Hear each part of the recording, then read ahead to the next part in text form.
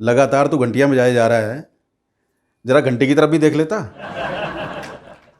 जब तूने पहली घंटी बजाई, मैंने तुरंत अपना पैर घंटी में घुसा दिया था, घंटी में से निकलने के लिए। मैं कहा दरवाजे में से निकलने में टाइम लगता है, घूम के आना पड़ता है। जरा चेक तो कर लेता। तूने दोबारा घंटी बजा दी, मेरा पैर फंस गया घंटी में।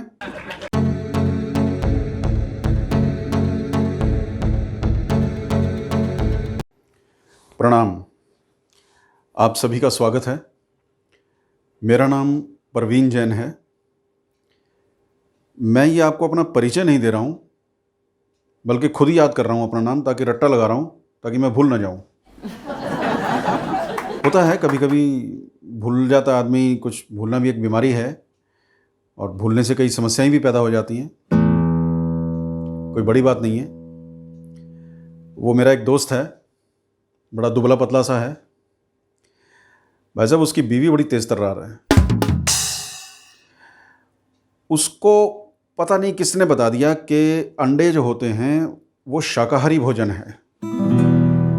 अंडे शाकाहारी होते हैं, ये उसे किसी ने बता दिया।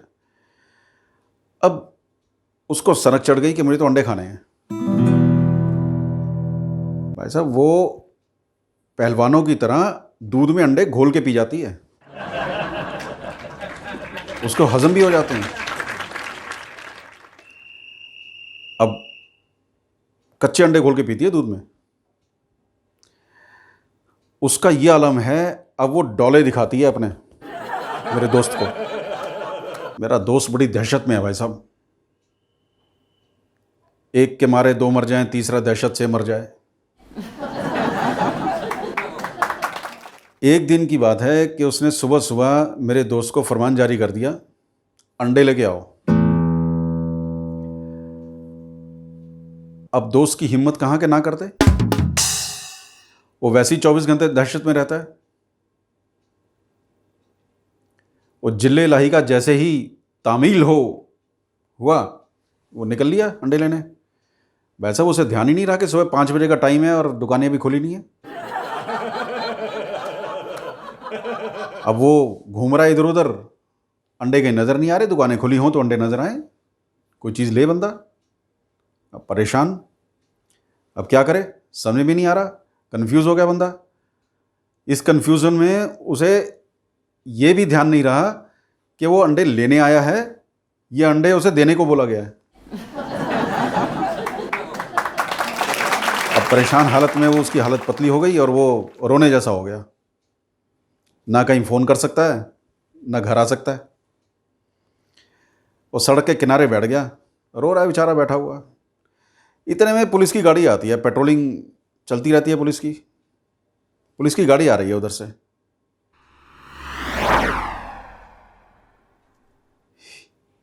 हिम्मत वतन की हमसे है, इज्जत वतन की हमसे है, इंसान के हम रखवाले। उन रखवालों ने उसे देखा सड़क के किनारे बैठे हुए, तो गाड़ी रोकी और पूछा कि भैया क्या बात है, क्यों रो रहा है तू सुबह सुबह। उसने अपनी सारी व्यथा बता दी। बेचारे पुलिस वालों को दया आ गई। वो कहते ठीक है भैया, कोई बात नहीं, तेरी मदद करेंगे, लेकिन इसके लिए कुछ स्टोरी बनानी पड़ेगी। वो कहता जी क्या स्टोरी बनानी पड़ेगी। कहता कुछ नहीं खास, नहीं बस ये प्रैक्टिकल करना पड़ेगा। कहता जी करो जो कुछ करना है, जान बचाओ मेरी। अब गाड़ी में से दो पुलिस वाले और उतरे। उन्होंने, एक ने उसे पकड़ा और बाकी दो ने उसे धुलना शुरू कर दिया लातों मुक्कों से। वो परेशान के साला हुआ क्या ही है। अब रोता बिलखता उन्होंने कहा महाराज माफ़ कर दो, गलती हो गई मुझसे।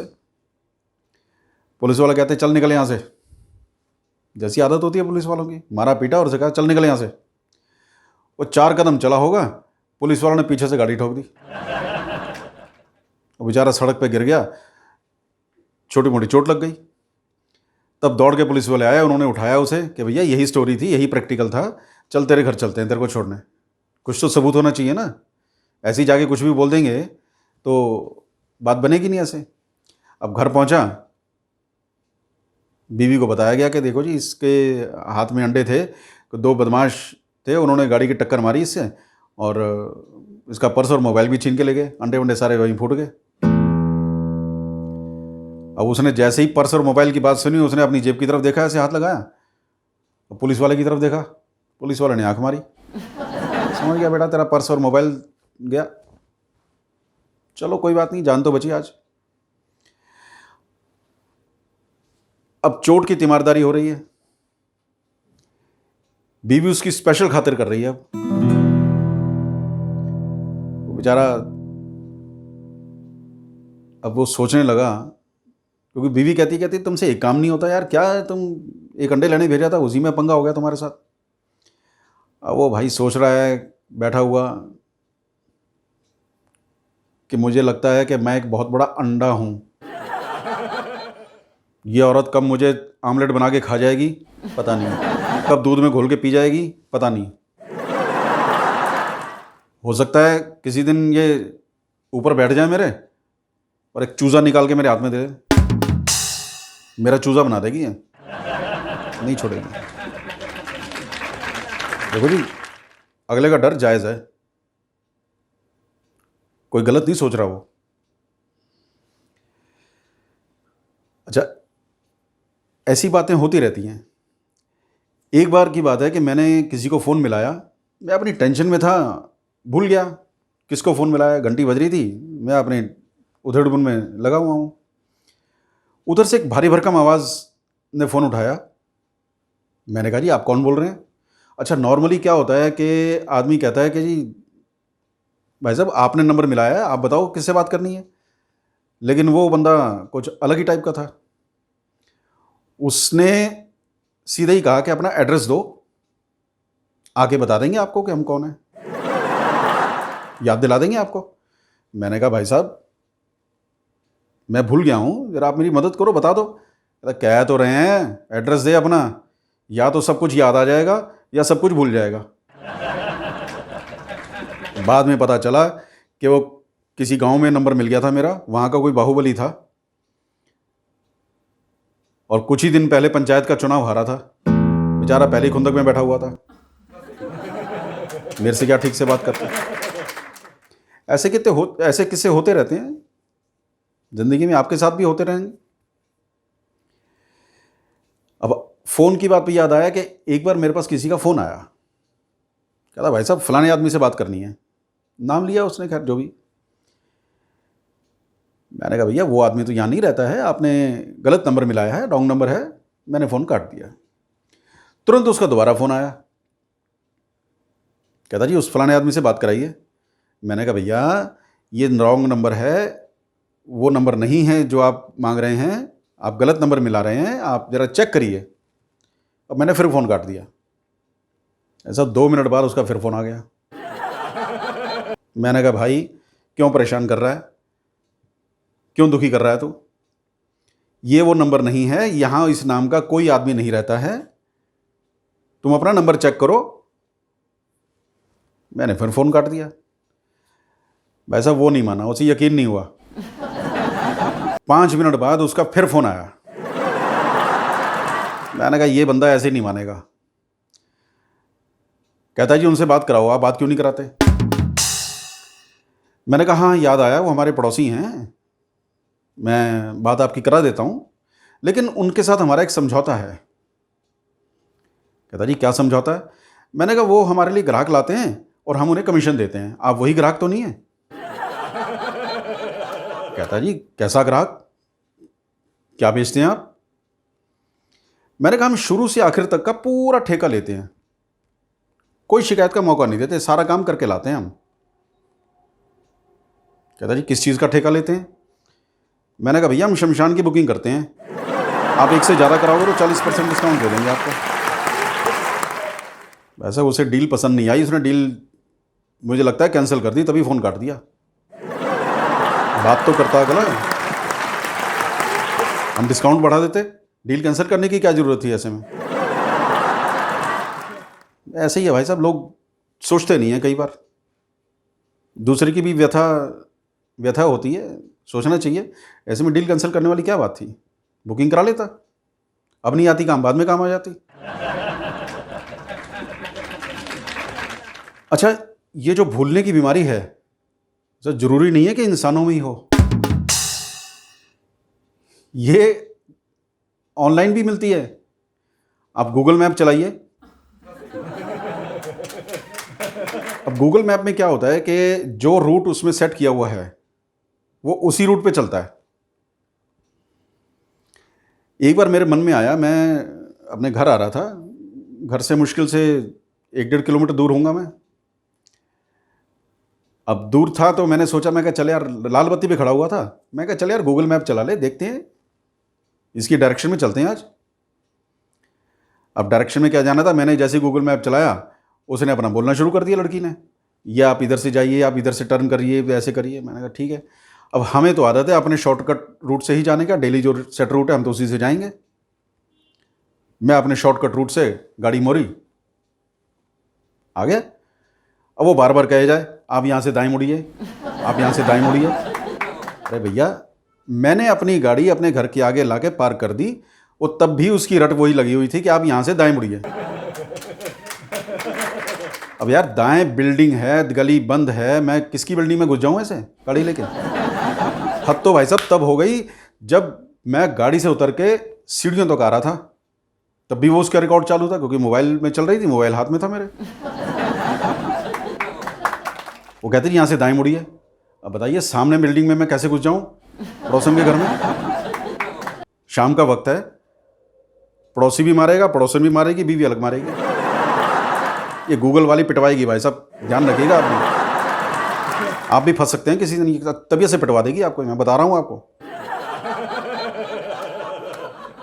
अब एक बार और की बात है, एक बंदे की नई नई शादी हुई, बड़ा जोश था, बड़ी उमंग थी, बड़ा होता ही है। उस बंदे के पास 2-3 मोबाइल थे। एक उसने इम्प्रेस करने को, नई बीवी को इम्प्रेस करने को बढ़िया सा नया मोबाइल महंगा वाला और खरीद लिया, और अपने दोस्तों को कहा कि भैया जब हम घर पे आए तो बीच बीच में घंटी मारते रहना। अब उसके मन में भी एक बात और आई कि जैसे ही गृह प्रवेश होता है, एक नया तरीका उसके मन में आया कि बीवी को हाथों में उठाएगा और अंदर ले जाएगा। गृह प्रवेश के बाद अब से रिश्तेदार सब इकट्ठे थे, सब तालियां बजा रहे थे और मजे ले रहे थे, हुटिंग चल रही थी, सीटियां बज रही थी, सब कुछ हो रहा था। जैसे ही वो रस्म पूरी हुई, द्वार पे लोटा जो रखा जाता है चावल का, बहू ने उसके पैर से उसे लुढ़काया, उसने उसे गोद में उठा लिया। ठीक है जी, अंदर ड्राइंग रूम में ऐसे ही लेके जाऊंगा मैं, तो वीडियो बन रहा है। अब दोस्त भी बड़े कमीने, ऐसा उन्होंने उसी टाइम घंटियां मारी, और चांस की बात है 2 घंटियां लगातार बज गई। उसने मजे मजे में 2 हाथ जेब में डाले, दोनों फ़ोन निकाले और कानों को लगा लिया। ये याद ही नहीं रहा कि बाहों में उठा रखा, वो बेचारी धड़ाम से नीचे गिर गई। वो अपने दोस्त हंस रहे हैं और वो बना रही है नीचे पड़ी हुई। हो जाता है सर। अब एक बार की बात है कि हम लोग, छुट्टी वाला दिन था, हम लोग सब लोग लंच कर रहे थे इकट्ठे बैठ के, अचानक दरवाजे पे घंटियां बजनी शुरू हो गई।